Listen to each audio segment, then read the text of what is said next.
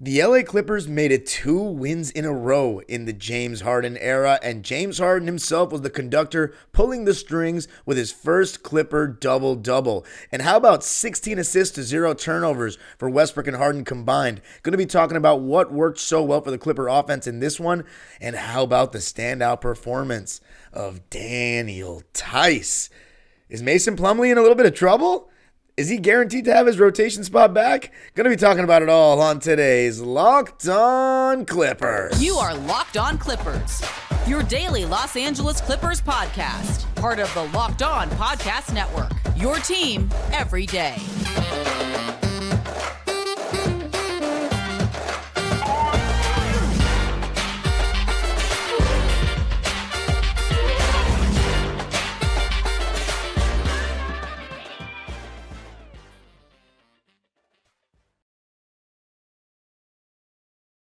Yes, sir. You are locking in with the Clips. Thank you for making Locked On Clippers the first listen of your day, your team every day.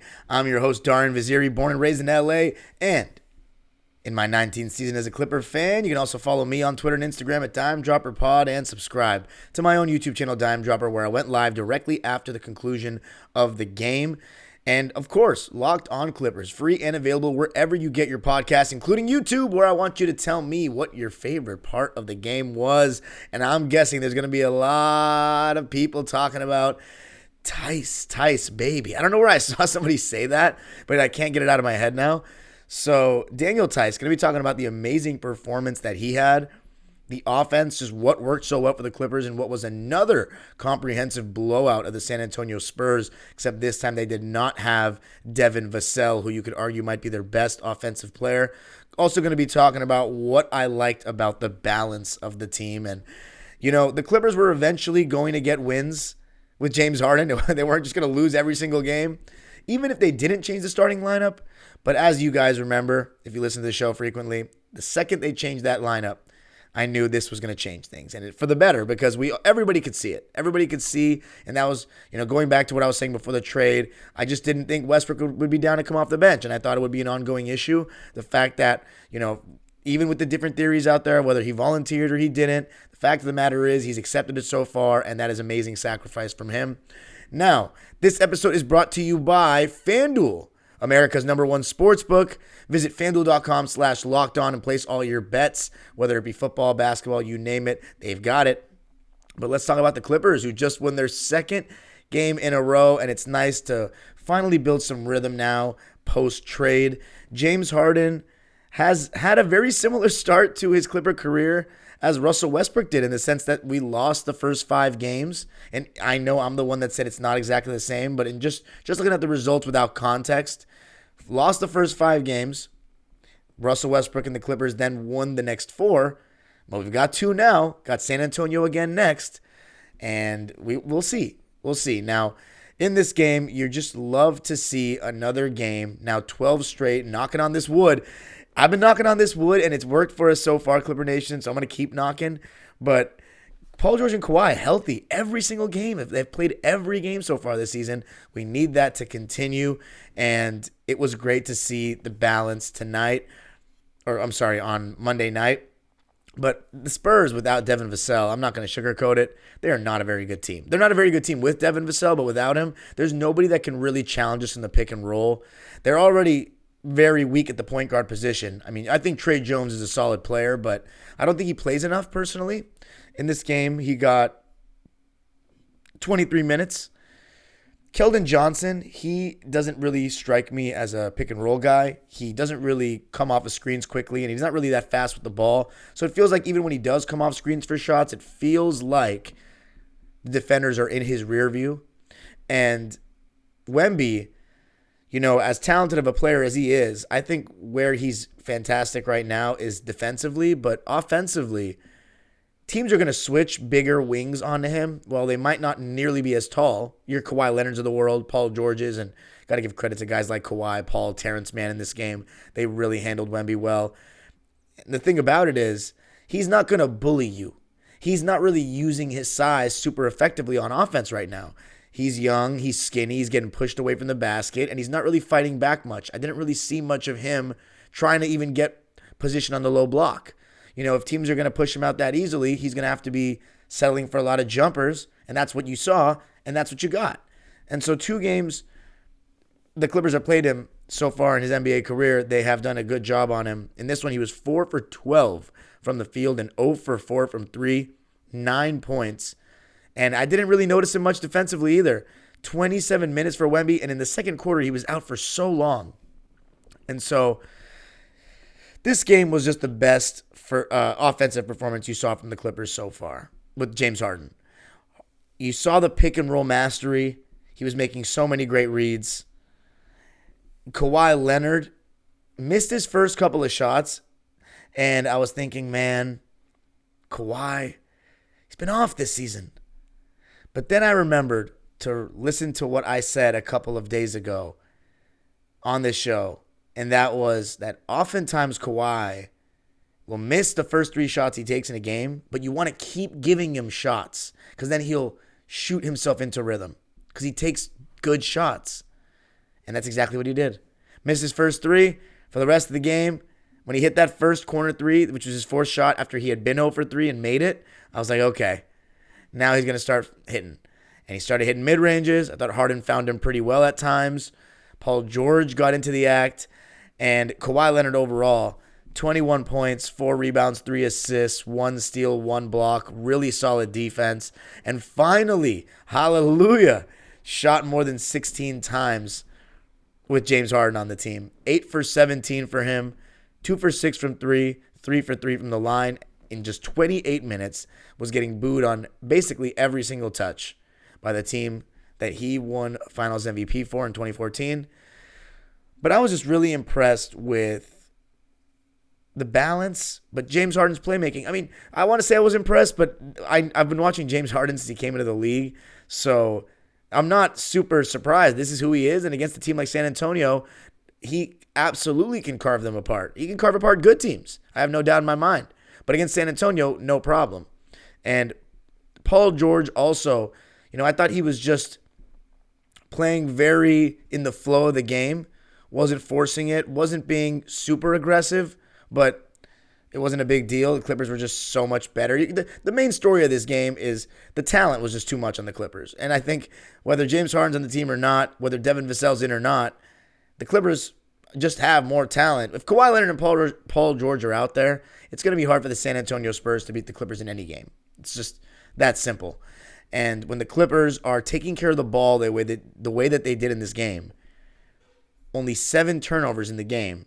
And for Russell Westbrook and James Harden, who have been, despite the fact that they are 2 of the best passers of the last decade or so, they're also, most of the time, the best passers are usually highest in the turnovers as well. Highest assist guys are usually high in turnovers as well, and James Harden and Russell Westbrook are no different. So for them to combine for 16 assists and 0 turnovers in any game is absolutely awesome.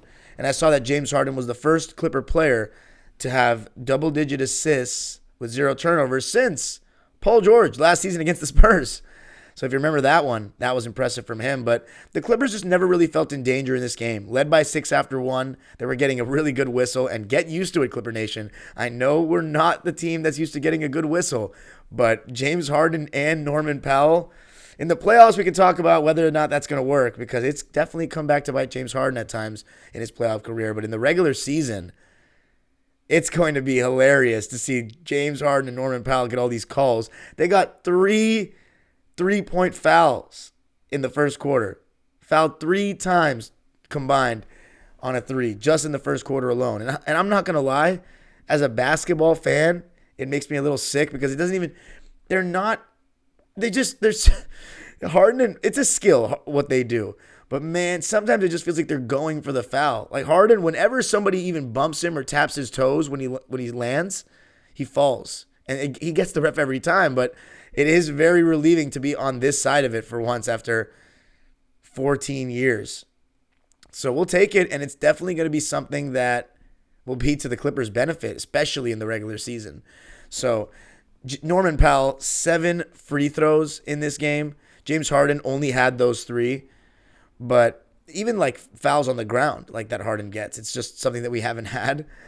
Chris Paul did have a really good whistle, and so did Lou Williams, to be honest. But yeah, comprehensive beatdown from the Clippers. I thought defensively we were solid, but it's just tough it's tough to judge when you're playing against a team that has no real pick and roll threats. They don't shoot the ball very well from three. Okay, you know what? I got to double check if they do or not, but from my eye test, and I've watched a lot of their games, they don't shoot well from three. They don't have that many threats straight up from distance. But let's see. I'm going to double check because I want to be a good host. 17. So they're middle of the pack. They're not very good. Okay, so that if they're middle of the pack, then I can make my judgment on eye test. They're not very good. Okay, Clippers are fine. For example, Jeremy Sohan, great young player. But we go underneath every single screen with him. So he's not really causing that much damage. He's not getting downhill. He's not drawing a second defender. So it's easy for the Clippers to guard. And when they don't have Vassell, it makes worlds of a difference. Because he can come off those screens and punish Zubac in drop coverage. But coming up, going to talk about our center play, including Daniel Theis. Going to be talking about the masterful performance of the world champion coming up.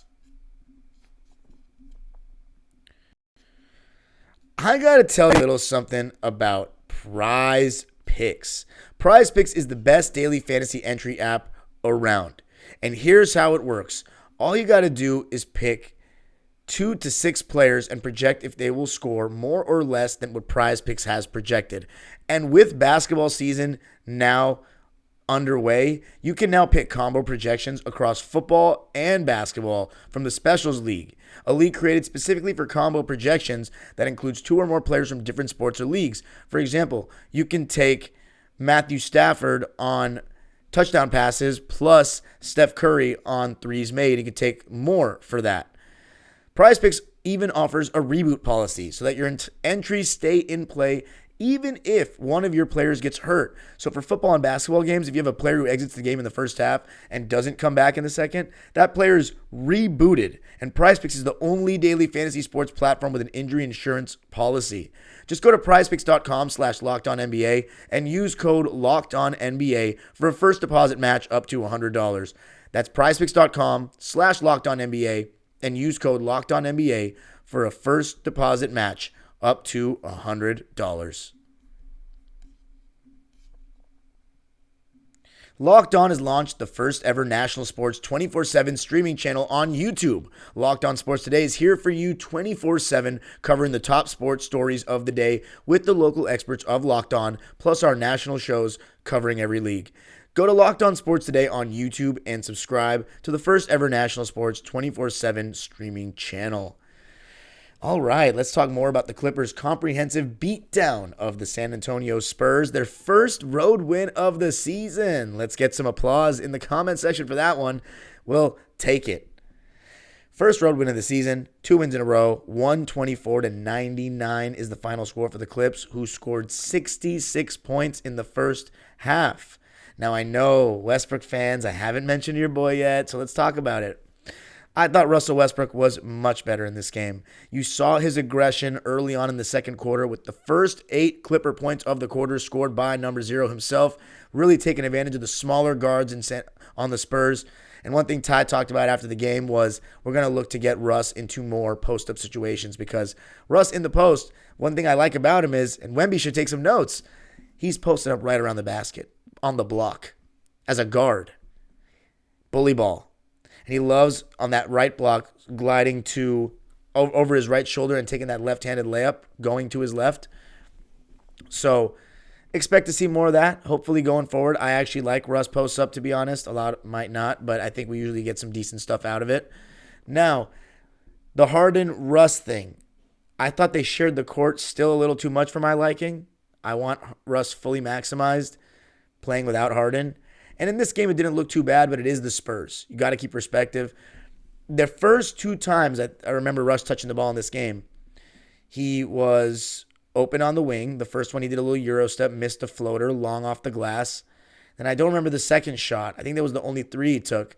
But I was just thinking to myself in that moment, I don't like it because what teams are going to do when Harden's out there with Russ is they're going to double off whoever has the ball and force the Clippers to rotate the ball over to Russ. And that's just not the ideal situation for him. But when Harden came out of the game, I thought you started to see more of what you want to see. And Paul George and Russ, we all know what that connection looks like. PG got going more as the game went on. But Russ, Daniel Theis, and Paul George, what a trio that ended up being. Theis was so unbelievably impressive in this game. 19 points, 7 rebounds, 3 of those being offensive rebounds, 2 assists, making great reads in the short roll. When Paul George would get trapped or they hedge the screens, of course, that always allows the short roll situation, which Zoo is better at in those than catching the ball on the roll and drop coverage when the defense is in drop coverage.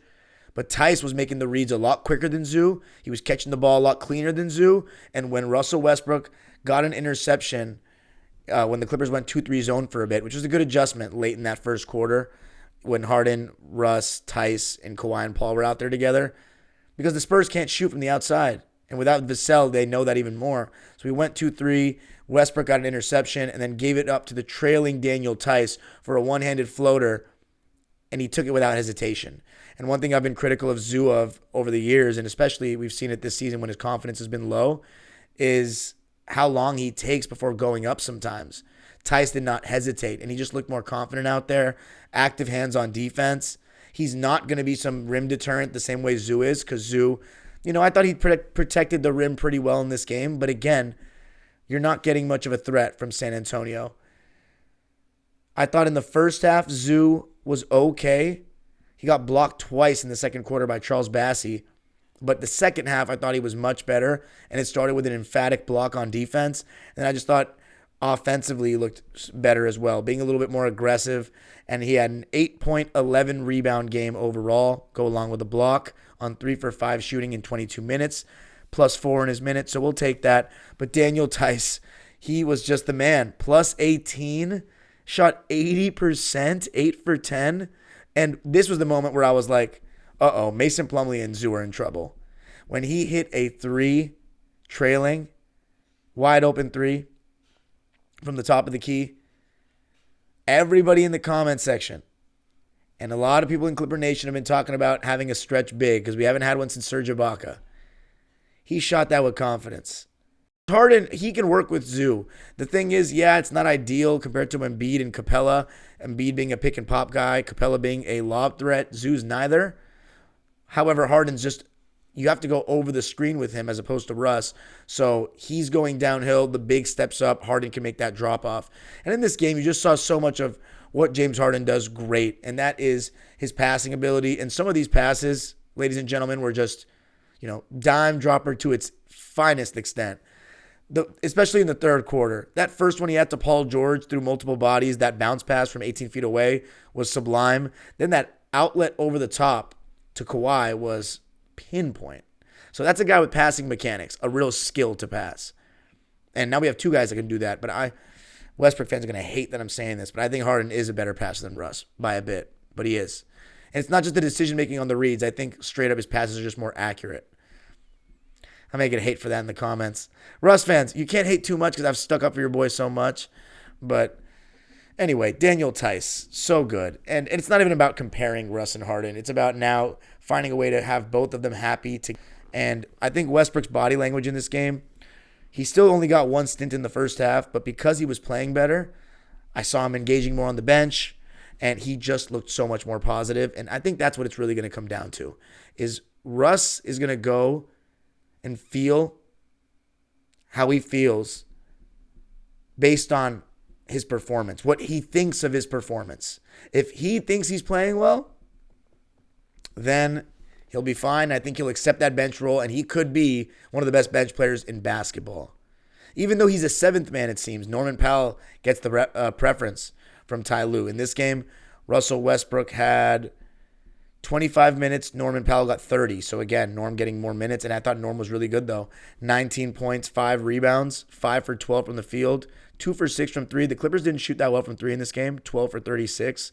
But he was 7 for 7 from the line. And you'll take 19 points all day long. Clipper bench just really solid overall. Westbrook giving you 10 points and 6 assists to go along with 2 rebounds and 3 steals. 4 for 11 from the field though. That's not great. But I like that he only shot 1 3. And then free throws, 2 for 4. Russ needs to shoot better from the line. It's not been good this season. But at least the Clippers from the foul line shot better because that's been a problem recently. They were 22 for 25 in this game, 88%. You'll take that all day. And James Harden, he made all his free throws, but he actually wasn't that efficient either, and it didn't really feel like that.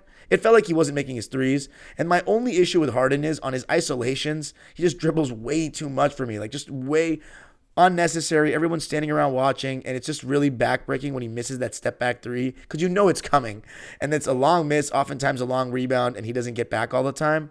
But on the subject of James Harden's defense, I thought first half, pretty good. Mainly first quarter because he didn't play much in the second. Third, it fell off. I remember there was one time Keldon Johnson just got an offensive rebound tip because he was falling asleep.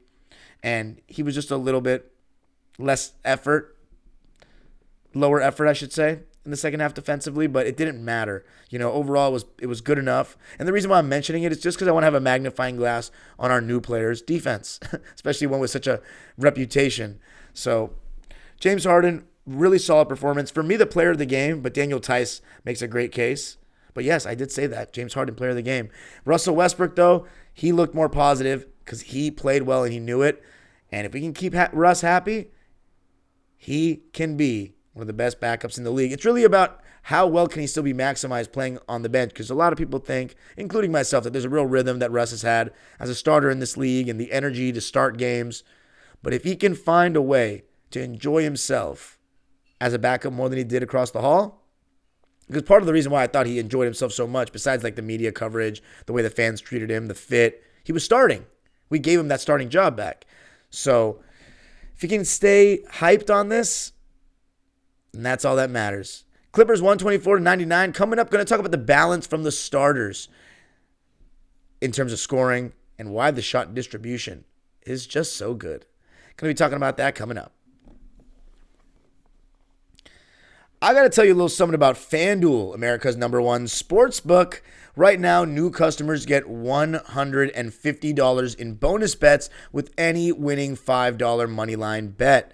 That's $150 if your team wins. So look, I said Clippers go with the over. We're going to win by double digits against the Spurs, and we did. And you know what? I'm down to do the same thing on Wednesday. Screw it. Hit that over on the Clippers. Clippers money line, whatever it is, Clippers against the Spurs. Easy dub. The app is so easy to use. There's a wide range of betting options, including spreads, player props, over-unders, and more. So just visit FanDuel.com/lockedon and kick off the NFL or NBA season. FanDuel, official partner of the NFL.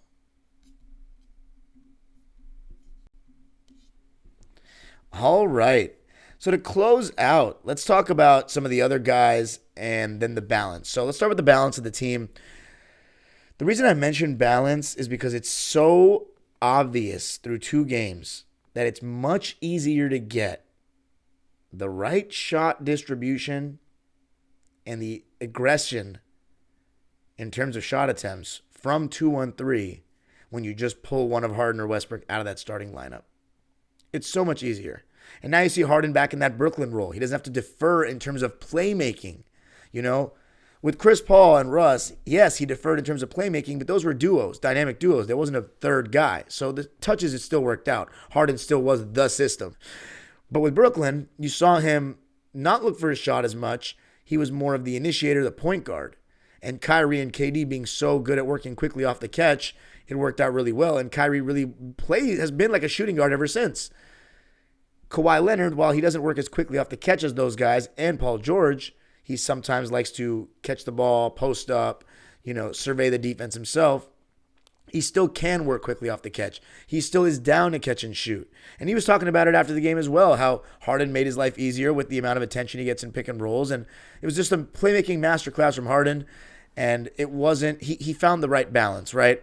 Got the ball to Kawhi and Paul to initiate here and there, and also initiated himself. And you saw a lot more pick and rolls from Harden, which that is, we brought in Westbrook to take the ball away from Paul George and Kawhi, and Harden's going to do that, but even more. So whether you like that or not, you let me know. But he's going to do that even more because he can do so many more pick and rolls, and this is a pick and roll NBA. So James Harden, very good performance. I thought he pushed the right buttons in this one. There was even a time where he was in with Westbrook where he threw it up to him on an outlet, and that was a nice thing for him because he didn't have to do that, but he was trying to, make it work. So you got to like that. There was even a nice no-look he threw. I wanted to mention that on a fast break in that third quarter where it looked like the Clippers were just pulling away. So even though Harden, it's a different pace completely. Like he's going to walk it up a lot. He's going to play a slower pace. But it's going to be more opportunistic running. So like if Harden receives the ball after the guy that gets the rebound throws it to him and he sees some open space in front of him, he's going to push and make a play. If he rebounds the ball, he'll look to throw it ahead. But it's not the same as Russ where we're looking to play a fast-paced style. So what do you think is better for the team? You let me know. But let's look at the balance, right, in terms of stats. James Harden, he shot 12 shots. He made only 4 of them. So not great. I thought going back to that ISO comment I made, he shot too many threes. A lot of that step back, dribble. That can be frustrating. But those shots will go some games. He shot 2 for 8 from deep. So I'm not a huge fan of him shooting 66% of his shots as threes when he's not hitting, but it didn't actually matter in this one because he did so many other great things and the Clippers played so well. 13 points, 3 rebounds, 10 assists for James, his first Clipper double-double in 28 minutes of play. And then I mentioned Russell Westbrook, 10.6 assists, 4 for 11 in 25 minutes of play. Kawhi Leonard, 17 shots. So all of the big four got double-digit shot attempts. Kawhi Leonard got the most. Paul George got second. James Harden got third. And Kawhi and Russ got fourth. It's almost like that's what it's supposed to be. Kawhi Leonard, as I mentioned earlier, first game with Harden that he shot more than 16 times, 21 points on 8 for 17 shooting. And then Paul George, it was crazy because at one point Brian Seaman was like, that's 25 for PG. And I'm like, really?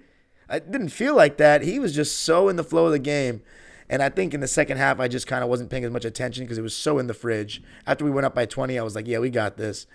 28 points, 5 rebounds, 6 assists, 1 steal for PG, 2 turnovers, and they were really annoying turnovers, just bad passes.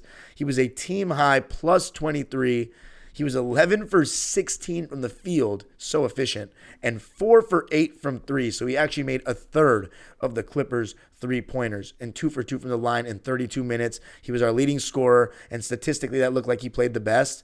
I'm going to go with Harden as my player of the game. You let me know who yours is in the comments, but it's no doubt, no question that Paul George has been the Clippers' best player through 12 games. It's so good to see him healthy again and hooping. Knock on wood that continues. And it's funny I say that because I turned the TV on after getting some food and I see Paul George holding his eye in the beginning of the game, first 30 seconds. And I'm like, oh my God. Thank God I didn't tweet that what I just said on the pod right now about that they've played 12 games healthy to start the year. Because everybody was going to say I jinxed it, this and that, but I don't believe in that stuff. The basketball gods will do what they do. And right now, they're shining upon the Clippers in terms of health, and I hope that stays. And trust me, guys, I'm knocking on this wood. I keep doing it. Don't act like whenever I mention anything about that kind of stuff, I'm knocking on this wood.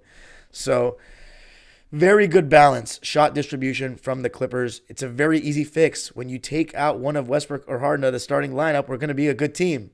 My only thing was I didn't think that was going to happen because I'd heard that Westbrook wasn't going to come off the bench, and I wasn't the only person saying that. The media was saying that. His own family was saying that. So, last person I want to talk about, actually 2 people. PJ Tucker, he had a donut, 5 rebounds, no shot attempts. I don't think he looks very good in the power forward spot. I don't like seeing him play next to Zoo and Russ. That's just not good spacing at all. I'm not a huge fan of PJ Tucker at this age. 2 years ago would have been great to have him. I'd rather have Kobe Brown play, straight up. And then, so by the way, the Clippers did have another game against the Spurs so far this season where they were up by so much they got to rest the starters, which is great. You could probably already tell that from the minutes played. But speaking of the starters, Terrence Mann, I wanted to say this before we closed out. Terrence is really in his own head right now about shooting. He was 0 for 6. He's passing up shots. He's letting the fact that he's not been hitting threes to start the season affect him, and he's hesitating. And we can't have that. You know Ty Lue hates that. Don't make him replace you.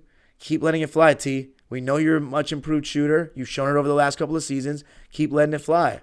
But the thing about Terrence, what makes him so great, he created 4 turnovers single-handedly, 4 steals. And one of them, he didn't actually get a steal. He was denying the ball, and he forced a bad pass. So he'll still do the other things even when he's playing poorly offensively. And to be honest, I think he was poor offensively. He needs to be more aggressive, more confident. But defensively, he's always going to give you stuff. There was one time he ripped Zach Collins in the post. Another time he ripped Wemby in the post. And that's why he's still on this team. Because he's the type of guy that can do things when his shot isn't falling and his offense isn't going. And those are the kind of guys that help you win rings. 2 in a row, 124-99. Clippers win it. We'll take that. 2-0 against the Spurs and trying to make it 3-0 on Wednesday.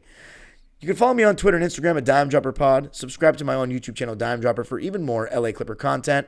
Locked On Clippers, free and available wherever you get your podcasts. Let me know in the comment section what you think. Make sure you hit the notification bell so you know every single time we post a video. Your only 5-day-a-week Clipper podcast. The age-old proverb continues, go Clippers.